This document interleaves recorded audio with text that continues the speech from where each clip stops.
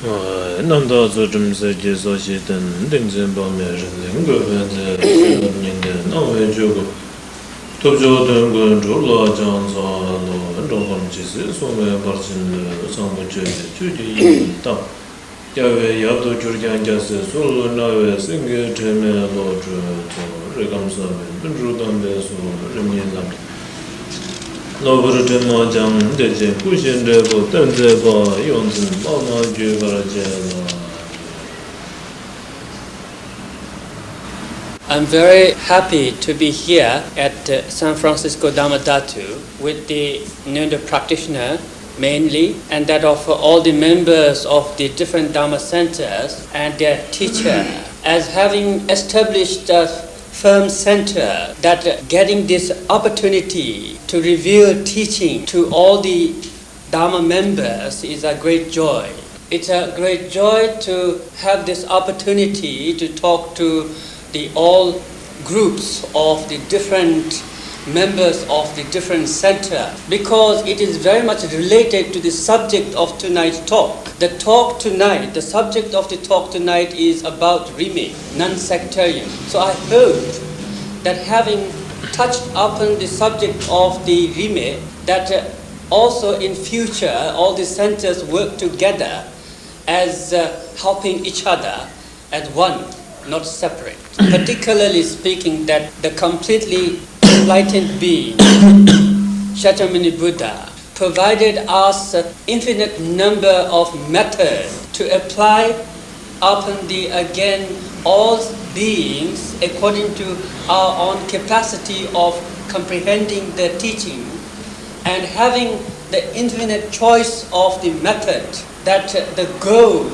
is to total liberation, the ultimate liberation of enlightenment. It is not only the ultimate liberation of enlightenment for self alone, but also within such that to develop such a quality to benefit endless or limitless beings. So the idea of obtaining the omniscient state of the enlightenment is not something that while we apply the practice of meditation, that we develop something extra that was not there or new, or it is not an intellectual development that again developed in us that was not there before. The whole idea of the enlightenment is that simply recognizing the very what we call as the Buddha wisdom or enlightened wisdom that is within ourselves. As such, that recognizing, be aware of the enlightened wisdom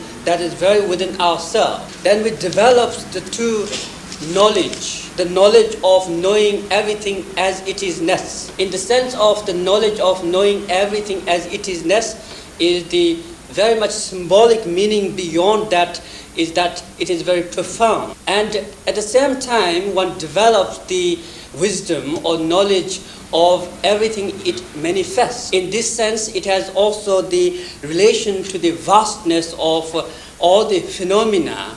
And as the vastness of all the phenomena, it conveys also meaning of the very state of the emptiness, yet there is also the conveying meaning of an abstracted nature of the emptiness, that within the emptiness anything is possible to accommodate, which is not absence of anything. So one develops that true wisdom or knowledge out of the development of the enlightened wisdom. So the two wisdom or the two knowledge are the knowledge of as it is ness and as it manifests. So there are numerous methods to come to this state of realization of this development of true wisdom, as it is ness and as it manifests. And as a generally speaking, that the first stage to develop such is one need to develop understanding intellectually of such through the view. As one understands things intellectually, one cuts through the doubts of all whatever one seems to have in all the phenomena as well as in the teaching. Having cut through all the doubts with the understanding of the using of the view, method, then one applies the meditation to actually get to the experience state of the realization, and the manner to actually come to the fruition state of the total realization. In addition to the applying of the meditation, then one applies the action.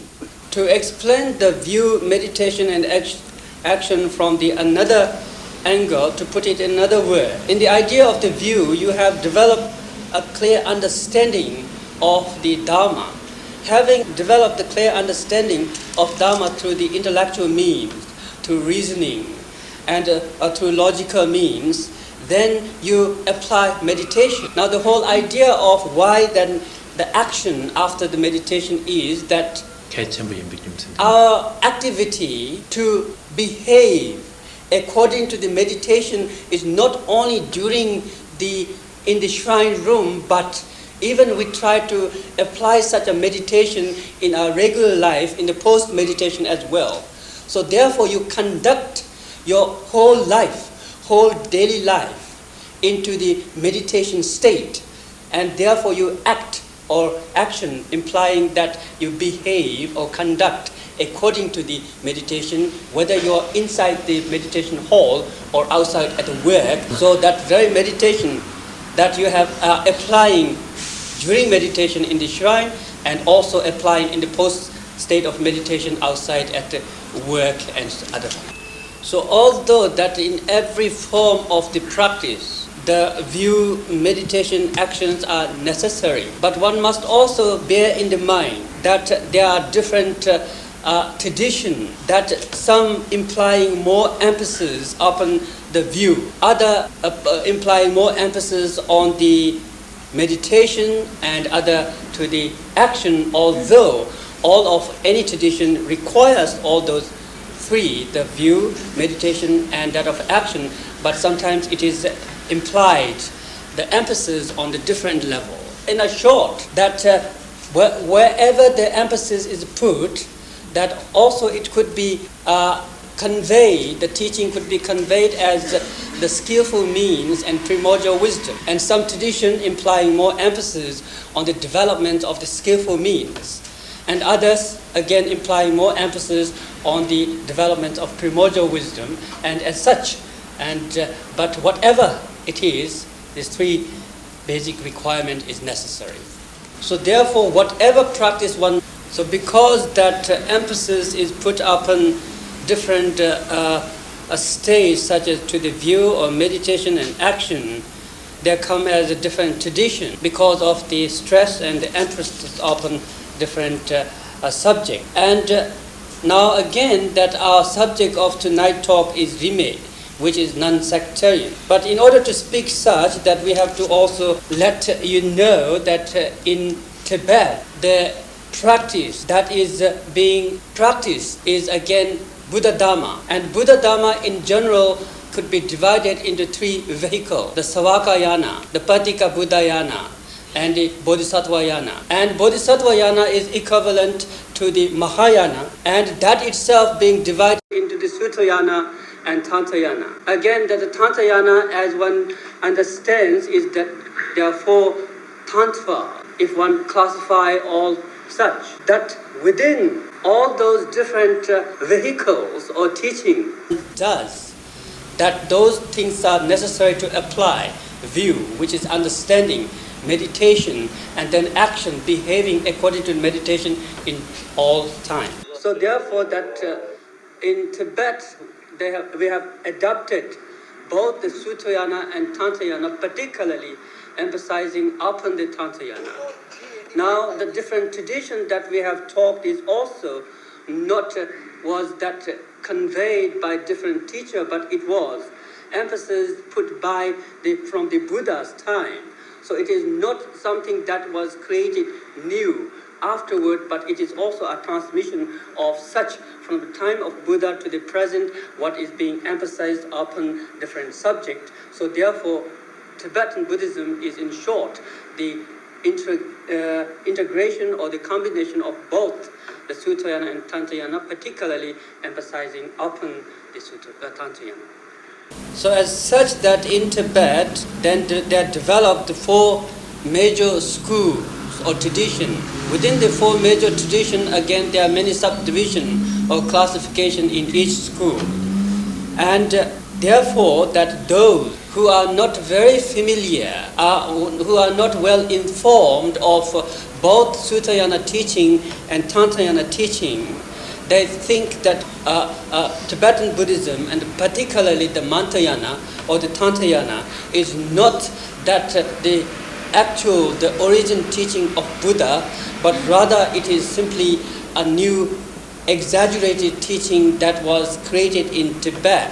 But this happens because of the individual's very less information or lack of knowledge on both Sutayana and particularly on the Tantayana. 아니 텐데스 말에 텐데 제단계 산지가 롱도 세마텐세 산에 반에 시시한 중앙지레스. So therefore that Tibetan Buddhism, Mantrayana, deals with actually the very transmission and of the Shakyamuni Buddha, his prediction, transmission, and the tradition or the lineage is actually unbroken from the time of Buddha. So all the four traditions or the school of the Tibetan Buddhism exist based upon the very teaching of the Buddha, based upon the very transmission of the Buddha, and unbroken transmission to at the present age. Although it is very much based upon the unbroken transmission of the Buddha, many people, again, not understanding full purpose and reason of why many people not understanding the purpose and reason of why such a fourth school is necessary, only based upon the few people who are very much tradition-minded, such as thinking that my tradition is better and that tradition or their tradition is not good, feeling that very much, taking that very much seriously, not understanding the actually inner purpose of all those four traditions.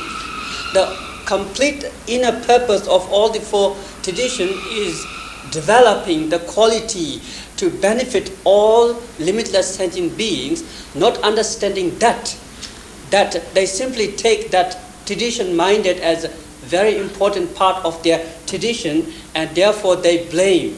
Tene pena luxu sagore sosu teni trene chugu tönde une ningbode patal la so much.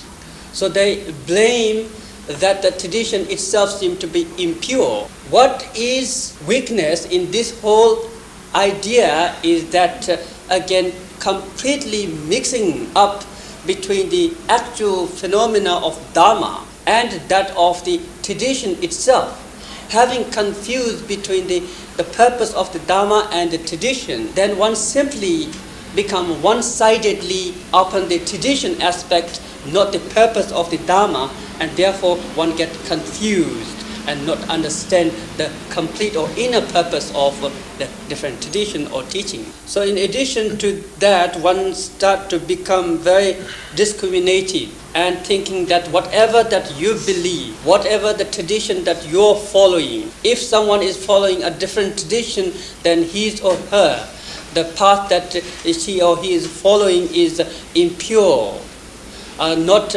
authentic tradition, that your is very pure and authentic. That feeling develops with the confusion, misunderstanding, and that of the discriminative mind. So that's how one becomes a sectarian, through misunderstanding, confusion, and not judging the Dharma, but judging from the feeling of the sectarian aspect or discriminative mind. Now, the whole purpose of why such different traditions exist is that the ultimate goal of all the different traditions of the Tibetan Buddhism we talked is one, enlightenment. But again, that we, and tradition of the Tibetan Buddhism we talked is one, enlightenment. But again, that we as living beings have different capacity. Not only we have different capacity, we have also different karmic link. So according to our capacity and karmic connection, that having different tradition, which is again unbroken transmission from the time of Buddha until at present, that wherever karmic link is, according to the being, you are able to connect to such tradition and therefore experience liberation.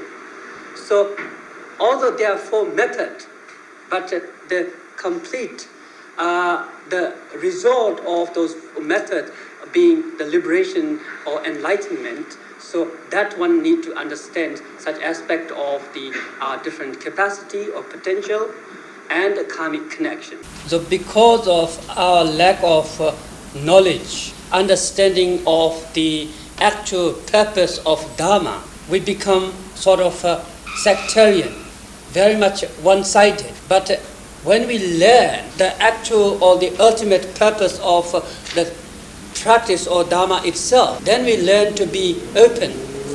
We do not become sectarian because we understand the purpose of the teaching. Although the different schools exist, but we understand again ultimate purpose of those. The whole reason of our being, or that of the anyone who is being sectarian, is with the lack of knowledge of the ultimate purpose of the Dharma. Now, generally speaking, that there are 3 main teachers who introduced the Rime, non-sectarian tradition to Tibet. Jamgo Kondro Loduthae and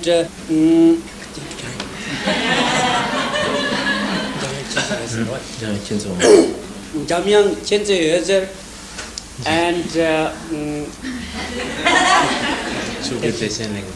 Tibetan Buddhism Lingpa.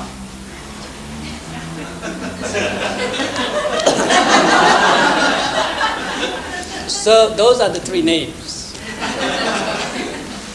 So these are the one actually who sort of knowing, understanding the fact due to the again ignorance and confusion of the disciple or student, that they strongly believe in sectarian, and so they introduced the whole subject or idea of non-sectarian, particularly that Jamgo Kondro the Great, that you probably are familiar that he also composed what is known as 5 treatises of the Jamgo Kondro, or treasure sometimes translated, and within that again he has also composed the 8 chariots of great practitioner. So within all those commentaries and teachings, he has included all the different empowerments, different teachings, explaining that there is no difference, yet he has made it clear, very vivid to all the students to understand the whole idea of the purpose of Dharma being one.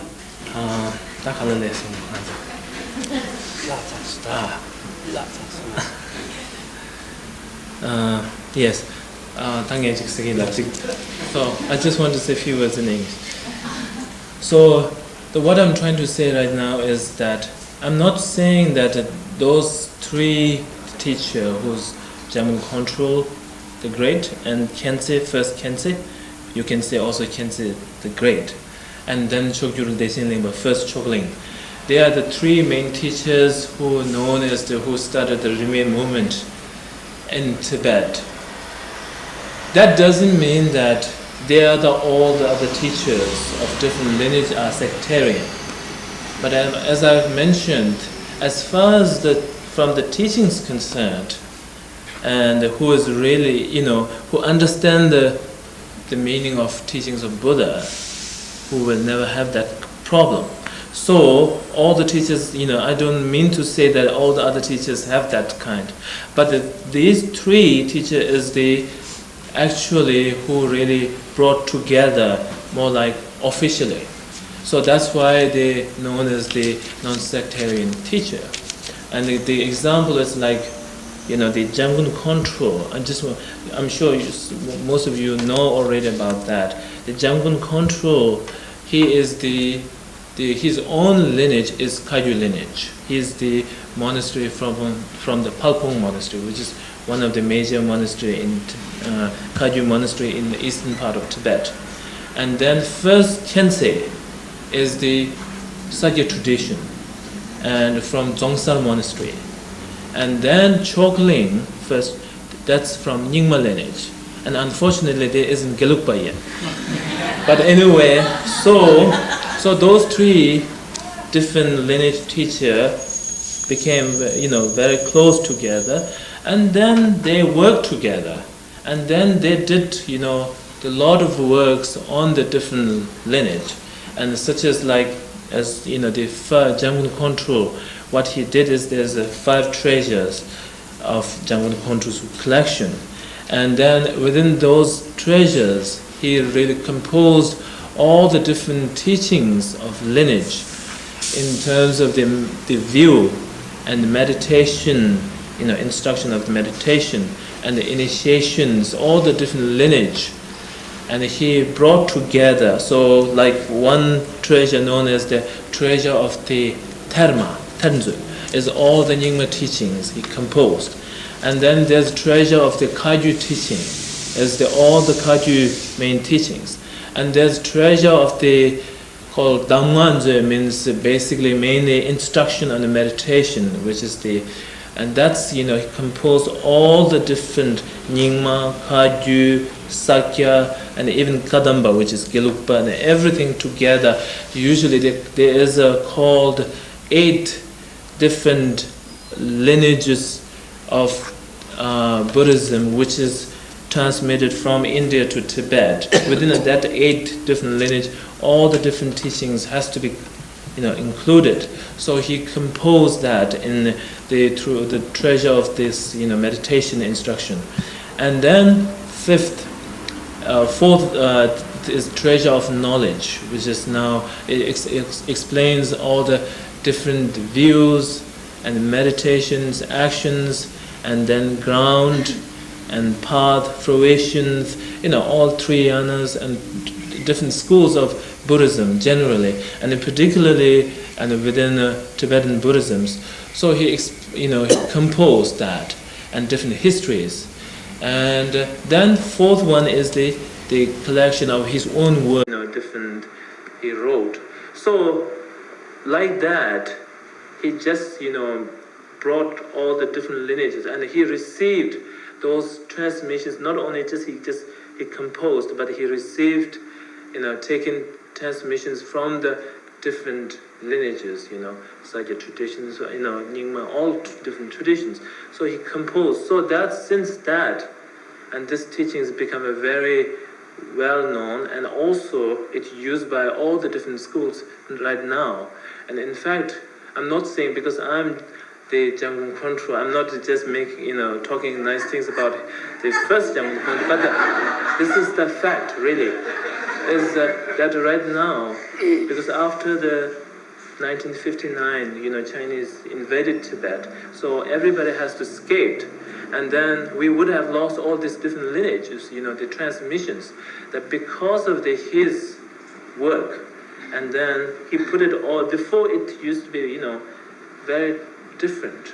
So there isn't any text really put together. So after he composing this 5 treasure, so then now, even though, a lot of troubles happen in Tibet, remaining all these transmissions, in fact, most of the different initiations and the teachings you received is from that the treasures.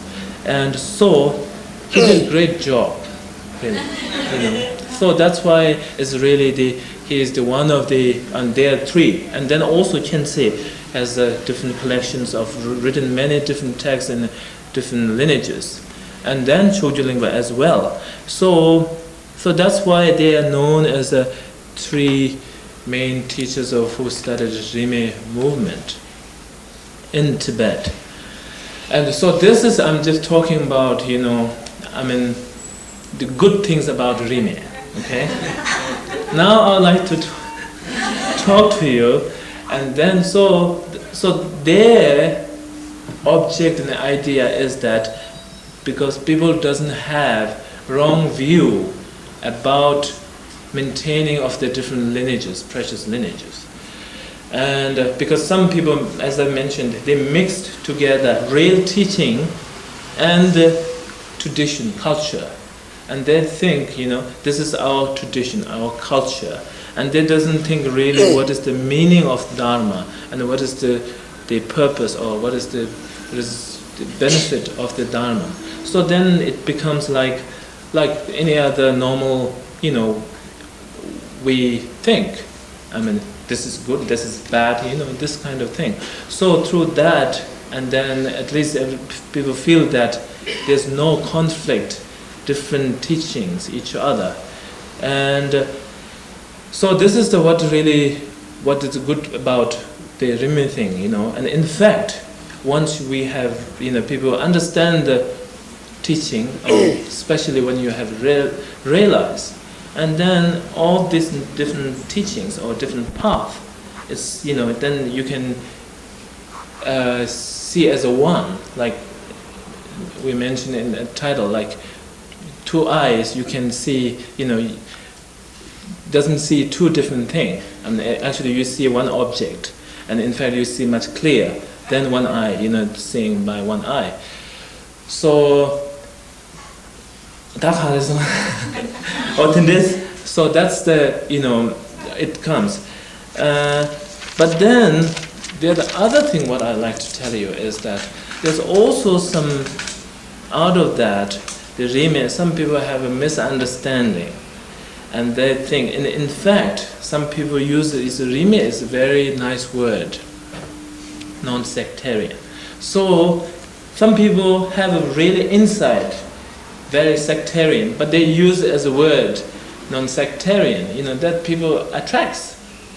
And this is not really Rime. I just want to make clear, because since, this is, what really meant Rime meant of those three, the teachers started, and the real, and also it doesn't mean that, and then there are some people think that the Rime means you just practice many different kinds of practice together. We have thing in the Tibet like tupa. Tupa means soup. In a soup, you put a lot of things mixed together, and then you just cooked. So then you doesn't know really what kind of, Some take the Rime, the non-sectarian, as again wrong idea, as like the soup that you have mixed many things together, and when you are asked what are they, you don't know. You cannot separate what you have put inside, although you have made a nice soup. So they think it is proper to mix many teachings together, is like becoming a Rime or non-sectarian. That is again a wrong view if one thinks. So the whole idea here is that whatever path that you have applied out of those different traditions, all those paths ultimately leading you to the enlightenment, all those paths granting you the transmission or unbroken transmission of the Shakyamuni Buddha. So therefore, it is your responsibility to perfect, to complete from that one path, rather than mixing everything together like a soup. And in order to again get into different tradition or path, as we have explained earlier, it has to do much about your own karmic connection. And once you are connected to one tradition, you must know that very tradition of different tradition are all based on the view, meditation and action not being any difference. One must really follow that path to the complete perfection, rather than again mixing different and going to different tradition. In that way, you are unable to complete anything at all, because you are applying many traditions, and therefore your speed to perfect is lessened. Yes. So once you have perfected the result of fruition, then it is the fruition aspect where you have developed the two eyes, seeing everything as one. You do not see the really difference of the tradition, you know all the tradition as one. That is like two wisdom eyes, seeing everything as one.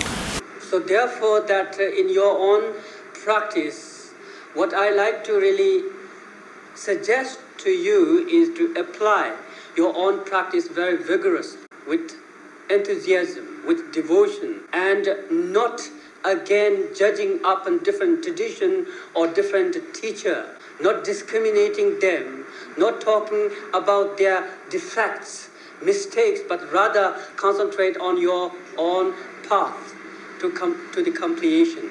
That would be really going towards the completion of the Rime or the non-sectarian. That's all really I like to speak about the Rime, and now if you have any questions, you're welcome to ask.